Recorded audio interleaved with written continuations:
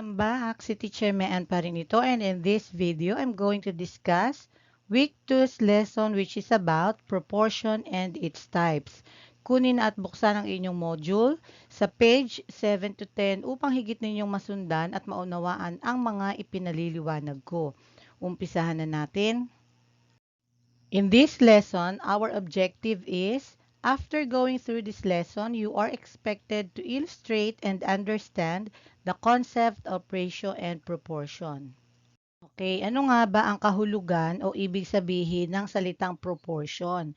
Kapag sinabi nating proportion, it is a statement showing that two ratios are equal. Ibig sabihin, may dalawang given ratio at kapag kinuha mo ang product ng mga terms doon, equal o magkaparehas o magkapareho ang kanilang magiging sagot. So, paano po natin malalaman if two given ratios are proportion? Meron tayong tinatawag na means at may tinatawag tayong extremes in a proportion. Yung means na yun, meron siyang dalawang terms. Kapag pinag-multiply natin siya, dapat ang sagot niya o ang product niya ay equal to the product of the extremes. So ano po ba yung mga terms na bumubuo sa extremes? Ang bumubuo na terms sa extremes ay ang first and last terms. Samantalang ang terms na bumubuo sa means ay ang second and third terms. Para mas maintindihan mo, tingnan natin ang example ko dito sa baba.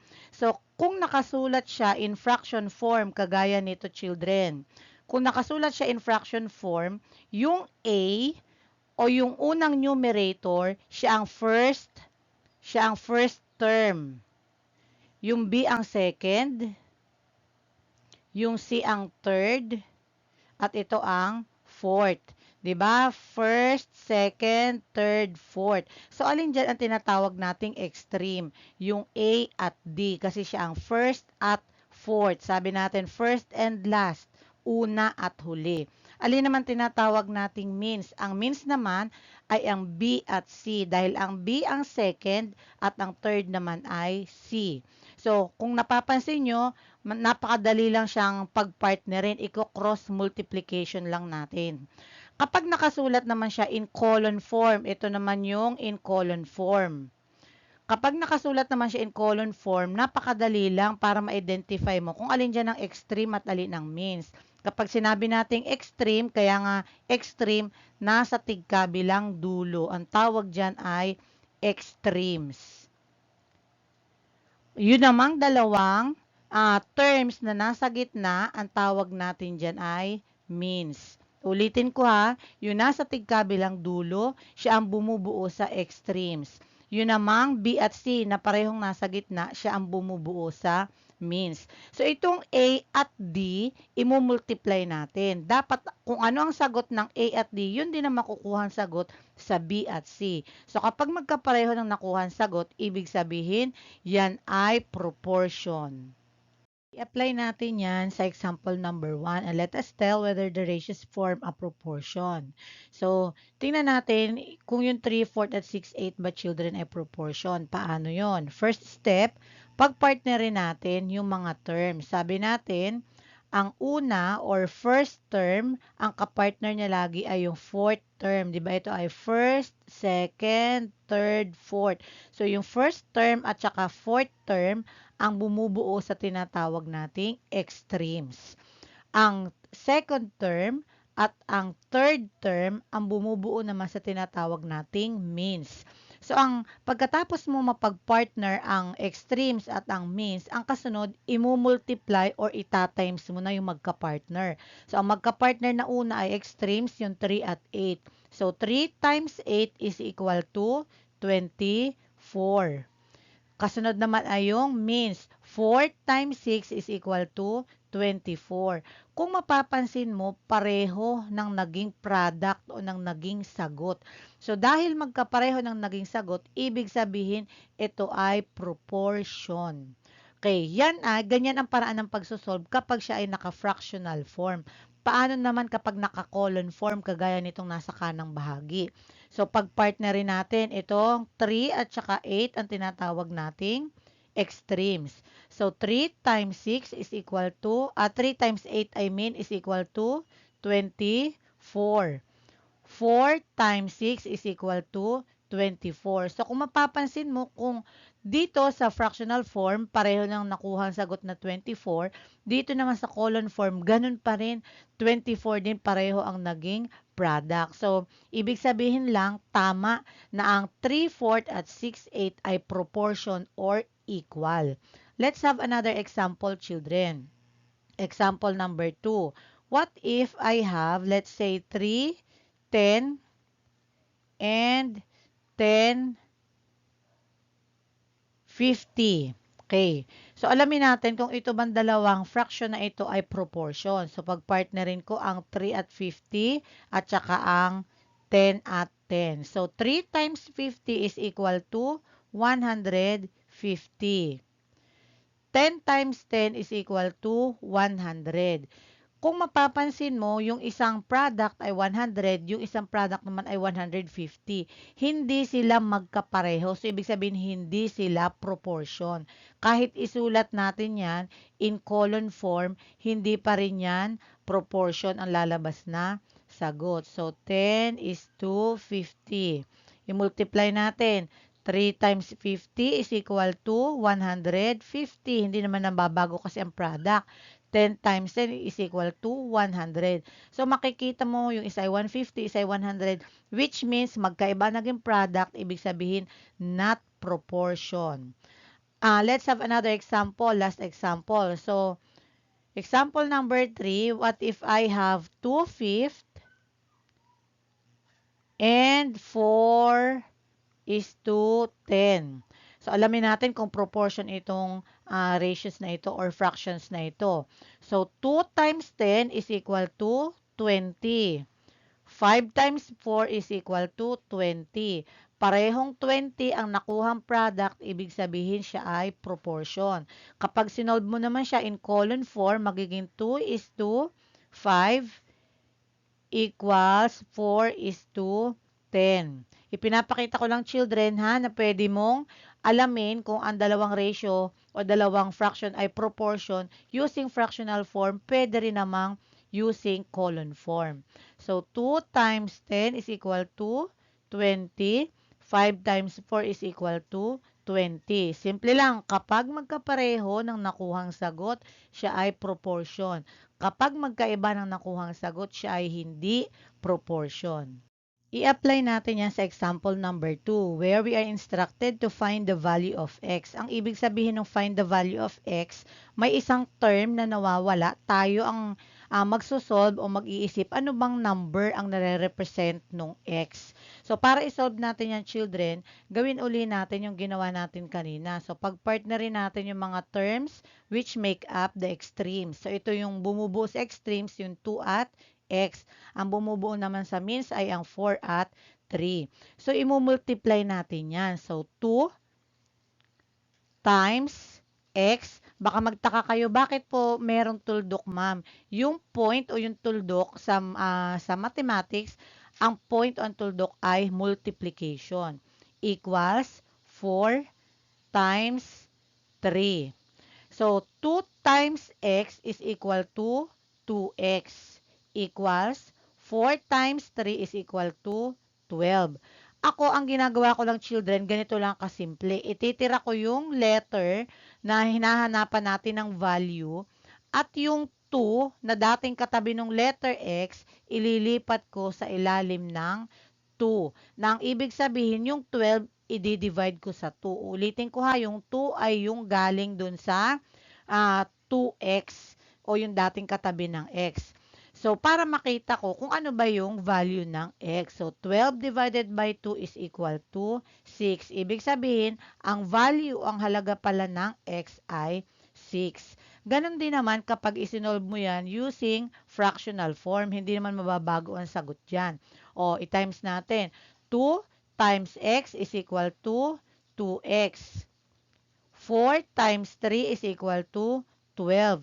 Itira mo ang x, ilipat mo yung 2 na dating katabi ng x, ilipat mo sa ilalim ng 12. So, 12 divided by 2 is equal to 6. Pareho lang ng nakukuhang sagot. Let's have another example. Solve for the value of n. So, dito, ang ating given ay 6 is to 9 as n is to 12. So, pag-partnerin natin ang ating mga terms na bumubuo sa extreme. Ito naman ang bumubuo sa means. So, nasan ba yung nawawala ang value? So, yung letter na hinahanapan natin ng value ay nasa means kasi 9 ang kapartner naman niya ay n, na yung n ang hinahanapan natin. Ano ba yung n na yun? Ano ba nire-represent na number nung n na yun?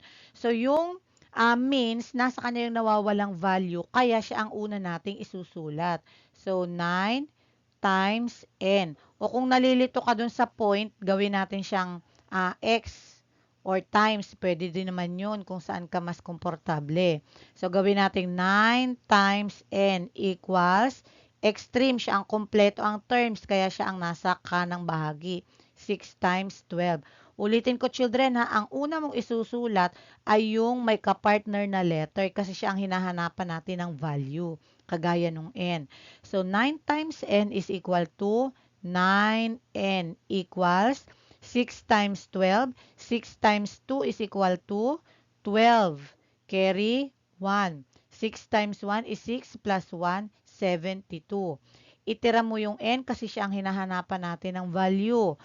Yung 9 ilipat mo sa ilalim ng 72 na ang ibig sabihin, yung 72 i-divide mo sa 9. Ilang 9 meron sa 72? Meron kang 8. So, 8 times 9 is equal to 72. 72 minus 72 is 0. Ibig sabihin, ang n pala, ang value niya ay 8. So, ganun lang siya kasimple. Kapag naman naka-fractional form siya, ganun din ang gagawin mo. Ang una mong isulat yung magka-partner na may nawawalang value, which is 9 times n. Ulitin ko, children, pwedeng times na x, pwede rin namang point o tuldok, equals 6 times 12. Ganun pa rin, 9 times n equals 9n equals 6 times 12 is equal to 72. Itira ang n, ilipat ang 9 sa ilalim ng 72. So, n is equal to 72 divided by 9 is equal to 8. Ganun lang siya kasimple. Paano natin malalaman kung tama yung sagot natin na 8? So, pwede mong i-check. Paano natin i-check? Yung n na kanina ay nawawala, na ngayon ay alam na natin na 8, papaltan na natin. So, magiging ang given natin ay 6 is to 9 as 2 or as ang n na daw ay 8. So, papaltan ko na yung n ng 8 kasi nakuha na natin ang kanyang value. 8 is to 12. Ulitin ko, children, kanina n yun. Ngayon, dahil alam na natin na 8 siya, kaya pinalitan na natin. So, pag-part na rin natin, 6 at saka 12, 9 at saka 8. So, 6 times 12 equals 9 times 8. 6 times 12, alam natin na 72 kasi sinolve na natin kanina. 6 times 2, 12, carry 1, 6 times 1, 6 plus 1, 72. 9 times 8 is equal to 72. Kung mapapansin mo, parehong 72 ang nakuha nating sagot. Dahil magkapareho ng naging sagot, ibig sabihin tama ang nakuha nating value ng n, which is 8. Meron tayong tatlong uri ng proportion. Ang una na dyan ay ang tinatawag nating direct proportion. So, ano ba ang ibig sabihin o ano ba ang kahulugan ng direct proportion? Kapag sinabi nating direct proportion, when one quantity increases or decreases, the other quantity also increases or decreases. Ibig sabihin, kapag ang isang term ay tumaas, yung kapartner niyang term o yung isa ding term tataas din. Or kung ito ay bumaba, dapat yung isa bababa din. So, para mas maintindihan ninyo, ating unawain ang example na nasa inyong module. So, 120 families in the evacuation center consumed 1,500 kilograms of donated rice for 3 weeks. If there are only 1,000 kilograms of rice, how long will the families consume the volume of rice? Isa-isahin natin, children, yung mga given sa ating problem.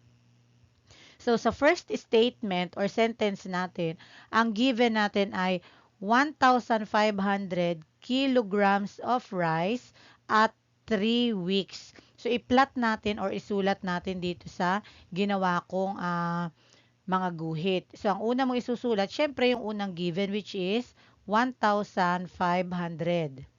1,500 kilograms. Tumutukoy ito sa dami ng bigas. Gaano daw katagal kinonsumo nung families yung 1,500 kilograms of rice? Kinonsumo nila yan sa loob ng 3 weeks or 3 linggo. So, naisulat mo na yung mga given sa unang statement, pupunta naman tayo sa pangalawang statement or sentence. Ang given dito ay 1,000 kilograms. At ang kasunod ay yung nawawala yung how long. So, kapag how long, ibig sabihin tumutukoy siya sa weeks. Kasi time ang ating pinag-uusapan. So, dito sa una nating ratio, ang una nating isinulat ay kilograms, kaya ang una din nating isusulat sa pangalawang ratio dapat ay tumutukoy sa kilograms. At yun ay yung 1,000. Okay. Ang pangalawa nating sinulat na term sa ating unang ratio ay tumutukoy sa weeks, kaya dapat ito ay tungkol din sa weeks. Unfortunately, children, sa pangalawa nating statement, yung given na para sa weeks ay hindi pa natin alam or unknown pa. Yun ang ating isosolve. So, lalagyan natin siya ng n. Ibig sabihin, hahanapin pa natin kung ano yung number o ano yung value na nawawala para sa weeks. So, dahil na-plot or naisulat na natin, magsosolve na tayo ngayon. So, pag-partnerin natin yung ating extremes, yan ang ating extremes, at pag-partnerin natin ang ating means. So, kung nasaan yung valueng nawawala, o kung alin yung may kapartner na n, yun ang una mong isusulat. So, 1,500 times n equals, yung kumpleto ang given, 3 times 1,000. Ipapaliwanag ko sa paraang napakasimple, children, na mauunawaan nyo. So, multiply natin. 1,500 times n is equal to 1,500 n equals 3 times 1,000 is of course 3,000. Pinakasimpleng paraan para makuha mo ang value ng n, itira mo yung n, yung 1,500, ilipat mo sa ilalim ng 3,000. Ang ibig sabihin, yung 3,000 i-divide mo sa 1,500. So, 3,000 divided by 1,500 is equal to 2. So, ipakita natin 3,000 divided by 1,500. Meron diyang dalawa. So, 2 times 0 is 0. 2 times 0, 0. 2 times 5 is 10. Carry 1. 2 times 1 is 2. Plus 1, 3. So, tama ang sagot natin, 2. Ibig sabihin, n is equal to 2. Ngayon, kung hindi ka sigurado kung tama ang gawa mo, i-double check natin. So, paano ba i-check yan? Ganito lang kasimple, children. Balikan mo yung original proportion mo. So, ilalagay mo 1,500 is to 3 equals 1,000 is to, yung n, paltan mo na ng 2 kasi alam mo na na ang value ng n ay 2. I-multiply mo. 1,500 times 2 equals, means naman, 3 times 1,000. Yan, i-multiply mo. Dapat, ang makuha mong sagot ay magkapareho. So, 1,500 times 2 is equal to 3,000. 3 times 1,000 is 3,000. Kapag nakita mong magkapareho ang nakuha mong sagot, ibig sabihin tama yung nakuha mong value ng n. Okay, another example. 2 jeepneys can accommodate 30 passengers. How many passengers can 5 jeepneys accommodate? Dalawang jeep ang kaya niyang isakay ay 30 na pasahero. So, kung naging 5 ang jeep, dapat mas dadami ang pasahero na pwede nitong isakay. Ano, kasi tumaas o dumami yung jeep, yun ang ibig sabihin kasi ng direct proportion. Kapag dumami ang isang term, dapat dadami din yung isang term. Yun ang ibig sabihin ng direct proportion. Okay, so i-plot natin o isulat natin yung mga given. So, sa una nating statement or sa una nating sentence, ang given natin ay 2 jeepneys. Kung ano yung unang given, isulat mo. 2 jeepney. Jeep ito ha, paiksiin ko na lang. Okay, ang kasunod ay 30 passengers. 30 passengers. Ang ibig sabihin ng passengers ay pasahero. Okay, ang una mo sinulat dito ay jeep, kaya dapat ang isusulat mo ding una dito ay tungkol sa o tumutukoy sa jeep. So, yun ay yung 5. Sulat mo. So, 5 jeepney. Kasunod, how many passenger? How many passengers? So, ito ang nawawala. Yung dami ng pasahero na pwedeng i-accommodate ng 5 jeep. O, so ngayon, na-plot mo na, naisulat mo na yung mga given natin. Magmumultiply na tayo. Ipag-partnerin ang extreme, pag-partnerin ang means. Nasaan yung may nawawalang value? Nasa extreme. So, yun ang una kong isusulat, yung may n. So, 2 times n equals 30 times 5. So, 2 times n is equal 2n. 30 times 5 is equal to 150. Itira natin ng n, yung 2 ilipat natin sa ilalim ng 150. So, 150, i-divide mo daw sa 2. So, 15 divided by 2 is equal to 7. 7 times 2 is equal to 14. 15 minus 14 is 1. Bring down 0. Ilang 2 ang kasya sa 10? 5. 5 times 2 is equal to 10. 10 minus 10 is equal to 0. Ibig sabihin, ang n, ang value niya o ang halaga niya ay 75. Okay. Tingnan natin kung tama yung ating sagot. I-check natin. Okay. So, 2 is to 30. Dito ko kinukuha ang aking sinasabi. Equals 5 is to, yung n kanina papalitan ko na ng 75 kasi sa aking solution, ang nakuha kong sagot ay, ang value doon ng n ay 75. So, pag-partner rin natin ang extremes, ganun din ang means. So, 2 times 75 equals 30 times 5. 2 times 75, 2 times 5 ay 10, carry 1, 2 times 7, 14 plus 1, 150. Equals 30 times 5, 5 times 0, 0, 5 times 3, 15. Nakita mo, magkatulad ng nakuhang product o sagot, ibig sabihin, ang sagot natin sa N ay tama. Dito naman sa inverse proportion children, kabaliktaran ito ng direct proportion. Kasi sa direct proportion, kapag tumaas ang isang term, tataas din dapat yung isang term. Pero dito sa inverse proportion, kapag tumaas ang isang term, yung isang term ay bababa naman. So, kaya ang inverse, kabaliktaran naman siya. Ano? So, para mas maintindihan ninyo, ating itackle or i-discuss itong example na nasa inyong module. So, it takes Robin 20 minutes to ride his bicycle at 20 kph or kilometer per hour from home. From ito ha, nagkamali lang ako. From home to grocery store. To shorten his travel time to 16 minutes for the same distance, how fast should he cycle? So, kapag nagbabike o pumupunta si Robin sa grocery store, yung natatravel o na kukuha niya lang ito ng 20 minutes simula sa kanilang bahay. So, ang kanyang speed o bilis ng kanyang pagtatravel ay 20 kilometer kada oras. So, kung ang gusto daw niya ay paikliin pa yung kanyang oras na iginugugol sa pagbiyahe. Gusto niyang gawing instead na 20, gagawin niyang 16 minutes lamang. So, gaano daw dapat kabilis ang kanyang pagbabike? So, i-plot natin yung mga given natin. So, dito naman sa inverse proportion children, ganito ang pinakasimpleng paraan na kaya kong ipaliwanag sa inyo kung paano nyo isusulat yung ating given. Tingnan ninyo yung una nating statement or sentence.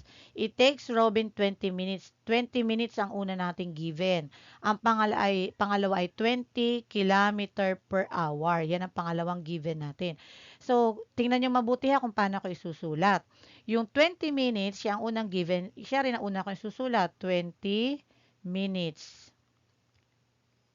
Okay, 20 minutes yan. Ang kasunod na given ay 20 kph or 20 kilometer per hour. Dito ko siya sa kabilang dulo isusulat. 20 kilometer per hour. Diyan mo yan isusulat. Okay, nakuha na natin or naisulat na natin yung mga given sa first statement. Punta tayo sa second sentence or statement. To shorten his travel time to 16 minutes, for the same distance, how fast should he cycle?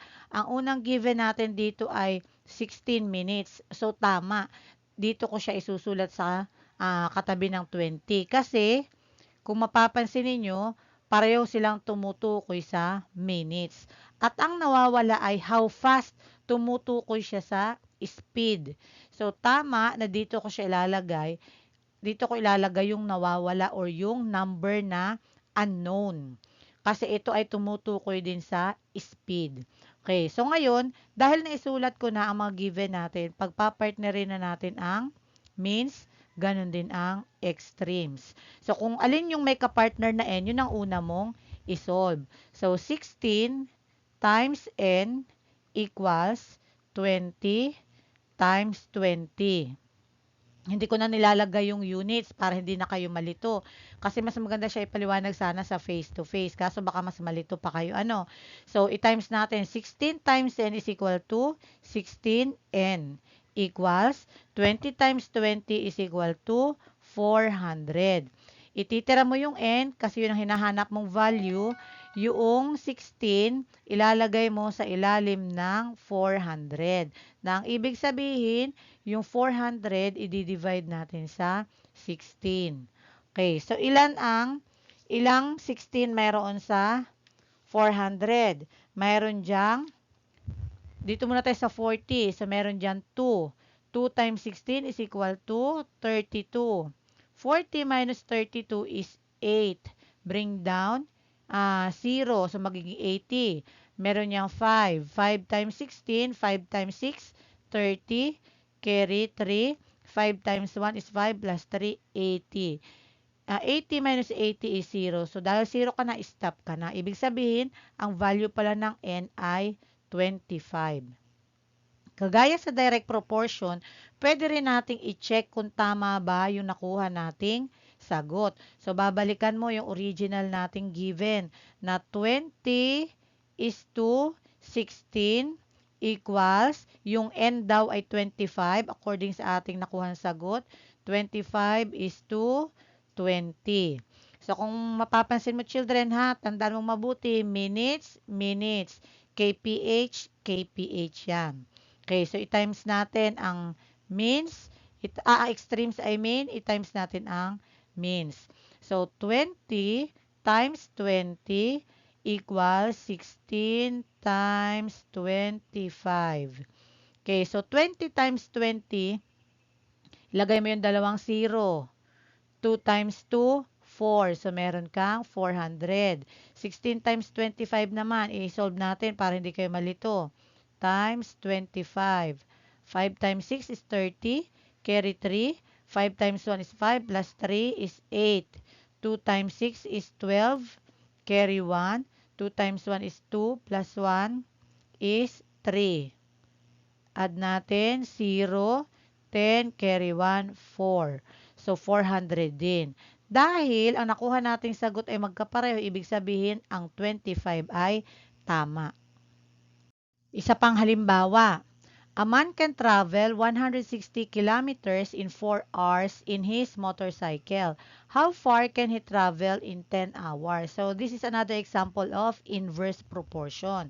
Yung unang statement natin na a man can travel 160 kilometers in 4 hours in his motorcycle. Ang given natin ay 160 kilometers at 4 hours. So, isulat mo, 160 kilometers Doon naman sa kabilang dulo ay 4 hours. Ito yung original na distance, original na time. Sa pangalawang statement natin, how far can he travel in 10 hours? Ang known o alam lang nating given ay 10 hours. Yung 10 hours tumutukoy sa time. So, saan natin dapat susulat yung 10 dito sa unahan ng 4 hours kasi dapat magkapareho silang tumutukoy sa time. Hours, hours. Dito, dapat ay yung given na tutukoy din sa distance or sa kilometer. So, dahil unknown o hindi given o hindi binigay sa atin, yung distance na dapat ay i-travel niya within 10 hours, ang ilalagay natin dito ay N. Kasi sabi, how far can he travel? So, hindi pa alam. Tayo ang magsosolve kung gaano kalayo yung kanyang ibabiyahe sa loob ng 10 hours. So, dahil na-plot na natin, pwede na nating pag-partnerin ang extremes, ganun din ang means. Kung nasaan yung, kung alin yung may kapartner na n, yun ang una mong isulat. So, n times 10 equals 160 times 4. Siguro sa ibang teacher children, ibang paraan ng pagsosolve. Kaso itong paraan ng pagsosolve na ina-explain ko sa inyo, yung pinakamadaling alam ko at kaya ko na tingin ko ay mas maiintindihan nyo. So, i-multiply natin. N times 10 is equal to 10n equals 160 times 4. So, 4 times 0 is 0. 4 times 6 is 24. Carry 2. 4 times 1 is 4 plus 2, 6. Itira natin ang n equals 640. Itong 10, tatanggalin natin, ililipat natin sa ilalim ng 640. So, n equals, i-divide natin 640 divided by n. Ilang, 10 pala, 10. Ilang 10 ang kasya sa 64? Siyempre, 6. So, 6 times 10 is equal to 60. Subtract natin, 4. Bring down, 0. Ilang 10 ang kasya sa 40? Siyempre ay 4. 4 times 10 is equal to 40. 40 minus 40 is 0. Ibig sabihin, n is equal to 64.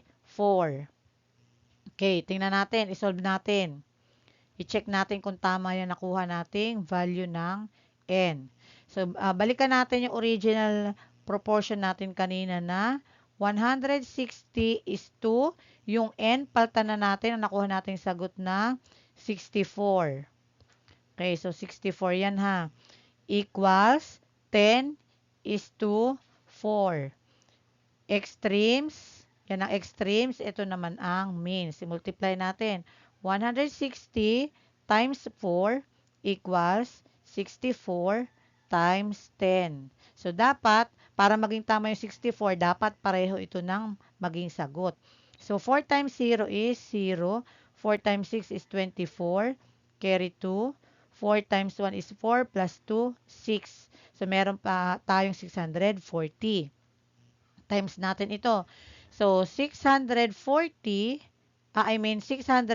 64. 64 times 10. Sulat mo sa baba yung isang 0. Then, 1 naman. 1 times 4 is 4. 1 times 6 is 6. So, ibig sabihin, 640 ang sagot. Nakita mo magkapareho ng naging product. Ibig sabihin, ang value ng n na nakuha natin ay tama. Okay, ang number 3 naman na uri ng proportion ay tinatawag nating partitive. Partitive proportion is a whole is divided into parts which are proportional to the given ratio. Simple lang ang dapat niyong tandaan dito. Kapag tinawag nating partitive, galing siya sa salitang part. Ibig sabihin, pinaparte-parte or hinahati-hati yung kabuuan or yung total na given natin. Like for example, sa inyong module, ang halimbawa ay, a glass of jar has 64 chocolates. Pepe, Dave, and Ray will share the chocolates in the ratio 1:1:2. Okay. Ang total ng chocolate o ang pinaka kabuuang dami ng chocolate ay 64. Hahati-hatiin ito ni Pepe, Dave at Ray sa hatian na isa kay Pepe, isa kay Dave at dalawa namang parte kay Ray. So, ang hatian ay 1:1:2. Yan ang hatian ng 64 chocolate. Ibig sabihin ba, ma'am, ay 1 lang ang makukuha ni, isang chocolate lang makukuha ni Pepe, isa lang kay Dave, at dalawa kay Ray, samantalang 64 yung hahatiin? Hindi. So, kailangan isolve natin kung ano yung katumbas na dami ng chocolate sa ratio na 1:1:2. So, para mas maintindihan mo, children, ganito ang paraan ng pagsusolve niyan. So, sulat mo yung ratio muna. 1:1:2 equals yung kabuuang dami, which is 64 chocolates. So, ang una mong gagawin, i-plus mo silang tatlo o kung gaano man karami ang term na nakalagay dyan sa iyong problem. So, 1 plus 1 is 2 plus 2 equals 4. Lagyan mo ng n. Ano ba yung n? Ito yung magre-represent sa dami ng chocolate na ibibigay natin kay Pepe, kay Dave, at saka kay Ray. Ano? So, equals 64. Itira mo yung n, yung 4, ilipat mo sa ilalim ng 64. Ibig sabihin, i-divide mo yung 64 sa 4. So, 6 divided by 4 is 1. 1 times 4 is 4. 6 minus 4 is 2. Bring down 4. 24 divided by 4 is 6. 6 times 4 is 24. 24 minus 24 is 0.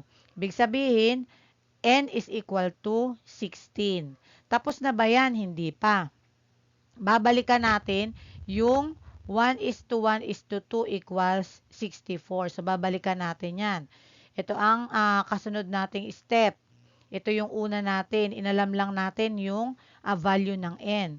Sa kasunod na step, babalikan mo yung 1:1:2 equals 64. So, 1, lagyan mo ng n, plus 1n plus 2n equals 64. Yung 1, imumultiply mo sa nakuha nating value ng n, which is 16. Plus, ganun uli, yung 1 na para kay Dave, ita-times mo sa value ng n na nakuha natin, which is 16 nga. Plus, 2, ita-times mo din sa 16 na value ng n, equals 64. So, 1 times 16 equals 16. Plus, 1 times 16 equals 16. Plus, 2 times 16 equals 32. Equals 64. 16 plus 16, 32.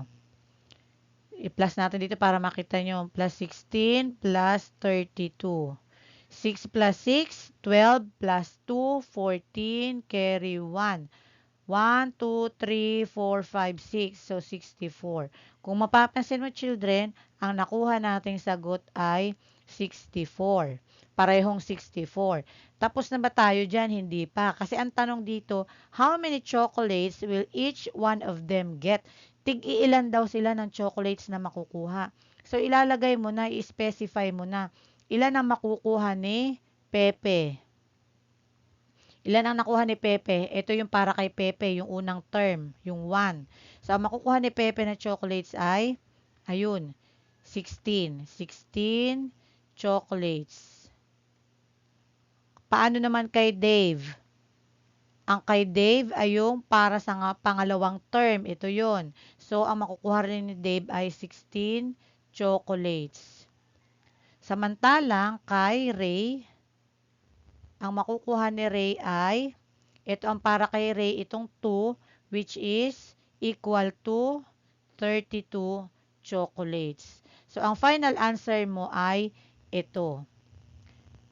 Pepe gets 16 chocolates, Dave 16 chocolates, samantalang si Ray, ang makukuha niya ay 32 chocolates. Hinati-hati o pinarte-parte natin yung 64 chocolates sa ratio na 1:1:2.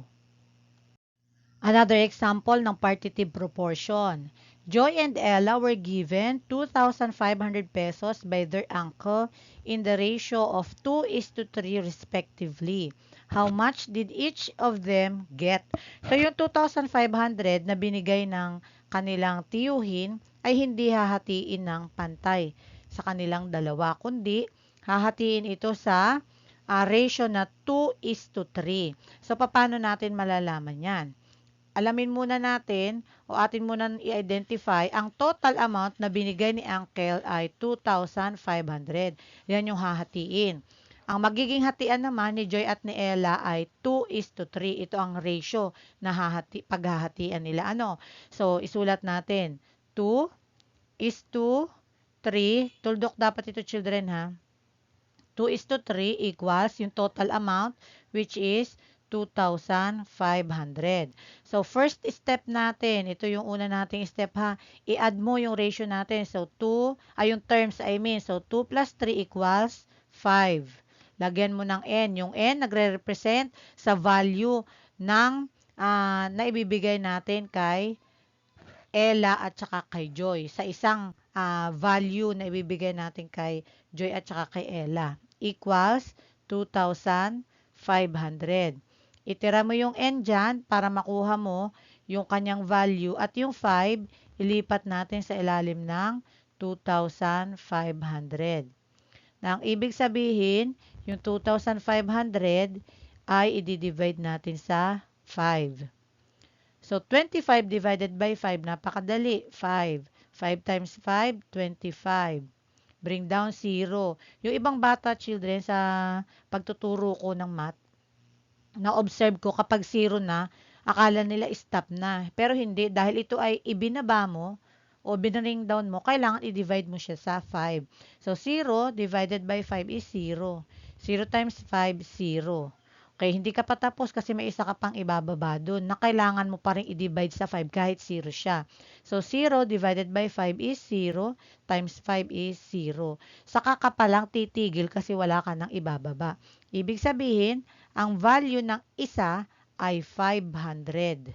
Okay, so tapos na tayo sa unang step. Alam na natin yung value ng n. Tapos na ba tayo? Hindi pa. I-multiply na natin yung 2:3 sa n. Dapat maging 2,500 ang total niyan.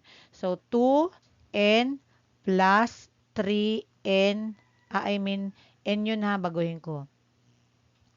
N equals 2,500. Ma'am, ano po ba yung n? Yun yung tumutukoy sa isang bahagi, yung n na yun. So, yung 2, i-times mo sa 500. Kasi yun yung isang bahagi na dapat mapapunta kay Joy at kay Ella. Plus 3. I-times mo rin sa 500 equals 2,500 dapat. So, 2 times 500 is equal to 1,000.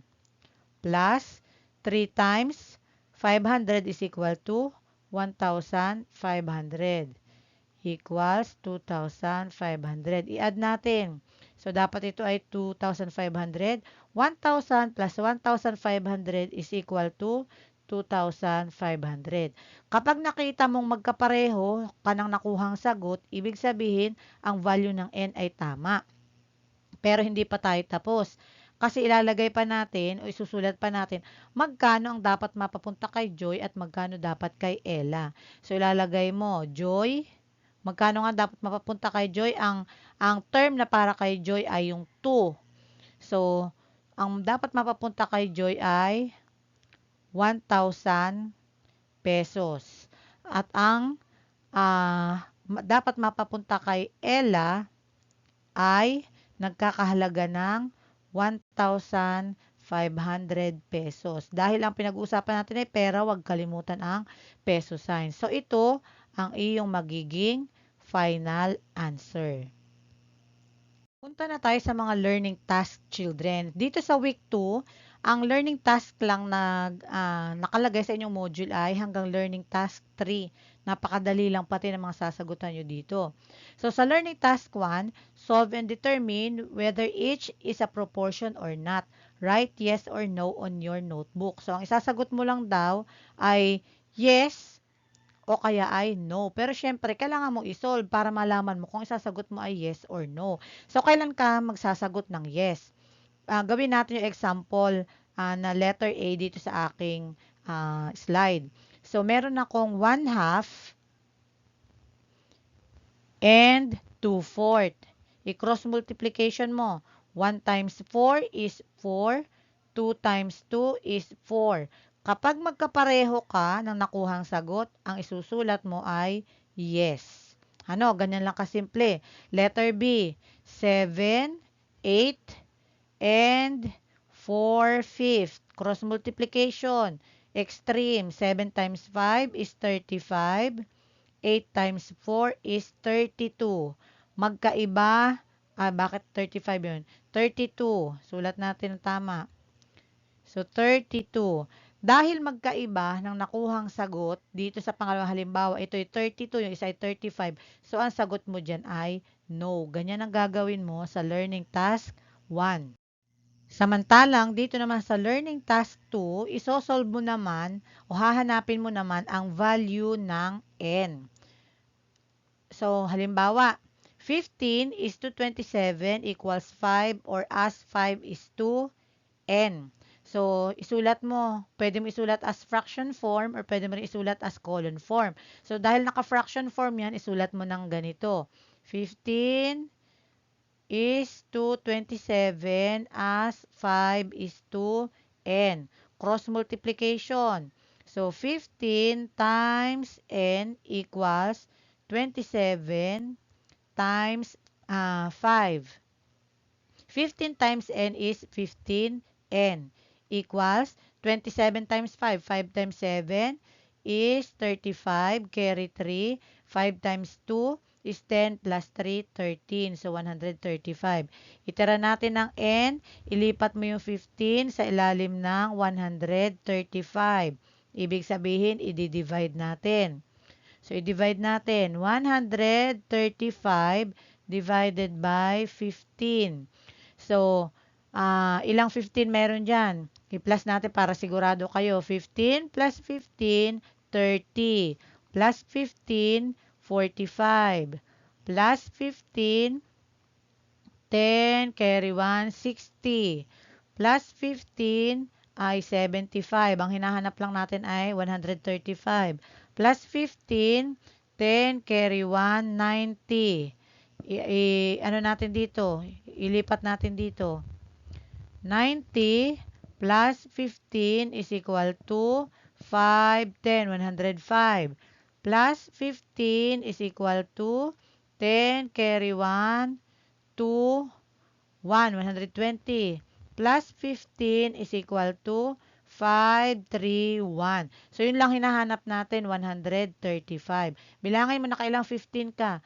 1, 2, 3, 4, 5, 6, 7, 8, 9. Ibig sabihin, 9 ang sagot. So, 9 times 15 is 135. Ibig sabihin, n is equal to 9. So, ang isasagot mo dito sa guhit ay 9. Ganun lang kadali sa learning task 2. So, kung pinasusulat ng teacher niya ang solution, dapat kasama ito. Nasa na yun? Dapat ito ang nakasulat sa na solution sa inyong notebook o sa inyong papel. Learning task 3, ito ang pinakahuling sasagutan nyo sa week 2. Identify the type of proportion that the following problems illustrate. Then solve the problems in a piece of paper. So, i-identify na natin para hindi maging mahirap sa inyo. So, itong number 1 children, a car is able to travel 210 kilometers in 3 hours. How far can it travel in 5 hours? Ano kayang uri ng proportion ito? Direct, inverse, or partitive? Ito ay isang halimbawa ng direct proportion. So, anong gagawin mo? Isosolve mo daw ito sa isang pirasong papel o kung saan man pinagagawa o pinasosolve ng iyong teacher. And number 2 naman, 5 people can finish painting a wall in 5 hours. If only 2 people are available, how many hours do they have to work to finish the same job? So, yung dating 5 nagtatrabaho para magpintura, naging 2 na lang. So, dahil naging dalawa na lang, yung 5 hours na pinagpintura ng 5 tao, dapat yan ay tataas. So, ito ay isang halimbawa na tinatawag nating inverse proportion. Number 3 naman, at 65 km per hour, Alfred can reach home in 50 minutes. At what speed should he drive his car so that he can reach home 10 minutes earlier? So, kung ito ay 65 km per hour nung una, naging 50, na-reach niya ang kanyang bahay within 50 minutes, gaano daw dapat kabilis ang kanyang pag-travel using his car para marating niya ang bahay niya within 10 minutes. So, anong uri ng proportion yan? Yan kaya ay direct, inverse, or partitive. Ano sa palagay niyo, children? Yan ay isang halimbawa ng inverse proportion. Okay, number 4 naman. A land area was divided among the 3 heirs in the ratio 5:2:4. If the largest share was 20 hectares of land, what is the total area of the land? Napakadali identify nito. Kita mo, mayroong total number of hectares of land. Tapos, mayroong ratio na 5:2:4. Yun ang hatian ng 20 hectares of land. So, alam na alam mo agad na ang number 4 ay halimbawa ng partitive proportion. At ganun din ang number 5, ito rin ay halimbawa ng partitive proportion. So, sana naintindihan ninyo at kahit paano natulungan ko kayo kung paano gagawin at i-accomplish ang week 2 ng mathematics ngayong second quarter. So, see you in my next video at pagpasensya na ninyo kung medyo natagalan ito bago ko i-upload. Medyo marami lang gawa. So, kung may tanong kayo, don't hesitate to contact your teacher. Thank you very much and don't forget to like and subscribe. See you again next week.